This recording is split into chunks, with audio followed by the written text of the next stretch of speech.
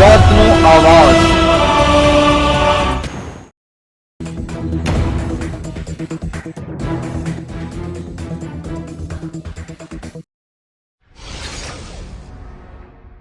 જામકંડોળા કાંઠે રૂપાલાનો વિરોધ। ઉમેદવારી હટાવવા સાથે કાયદાકીય કાર્યવાહી કરવાની માંગ સાથે મામલતદારને આવેદનપત્ર આપ્યું। મળેલી માહિતી પ્રમાણે પરસોત્તમ રૂપાલાની વિવાદાસ્પદ ટિપ્પણીને લઈને ક્ષત્રિય રાજપૂત સમાજ દ્વારા ગુજરાતના તાલુકા અને જિલ્લાએ વિરોધ પ્રદર્શનો કરવામાં આવી રહ્યા છે। ત્યારે આજરોજ જામકંડોળાના મામલતદાર કચેરી ખાતે જામકંડોળા તાલુકા રાજપૂત ક્ષત્રિય સમાજ દ્વારા મામલતદારને આવેદનપત્ર આપ્યું હતું।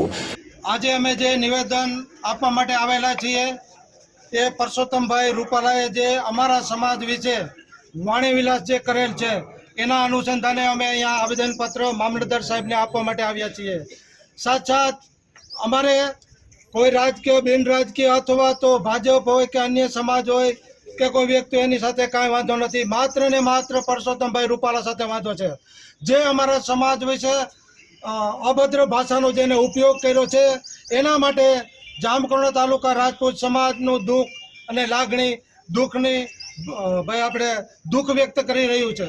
સાથ પરસોત્તમભાઈ રૂપાલાની ટિકિટ રાજકોટ સીટ ઉપરથી રદ કરવામાં આવે એવી અમારા જામકંડોળા તાલુકા રાજપૂત સમાજની સતત માંગણી છે।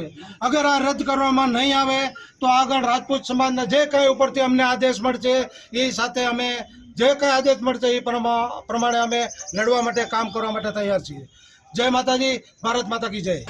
પરસોત્તમ રૂપાલા વિવાદિત શબ્દોથી રાજપૂત ક્ષત્રિય સમાજની લાગણી દુભાઈ હતી, જેને પગલે જામકંડોળા સહિત ગુજરાતભરના રાજપૂત સમાજમાં ભારે રોષની લાગણી ફેલાઈ જવા પામી છે। ત્યારે આજરોજ જામકંડોળા તાલુકા રાજપૂત ક્ષત્રિય સમાજ દ્વારા સમગ્ર મામલે રૂપાલાનો વિરોધ કરી એક મામલતદારને આવેદનપત્ર આપ્યું હતું। આવેદનપત્રમાં જણાવ્યું હતું કે રૂપાલાની ઉમેદવારી રદ કરવી અને આચાર સંહિતા ભંગ બદલ કાયદેસરની કાર્યવાહી કરવામાં આવે તેવી રજૂઆત કરવામાં આવી હતી। જામકંડોળાથી અલ્પેશ ત્રિવેદીનો રિપોર્ટ।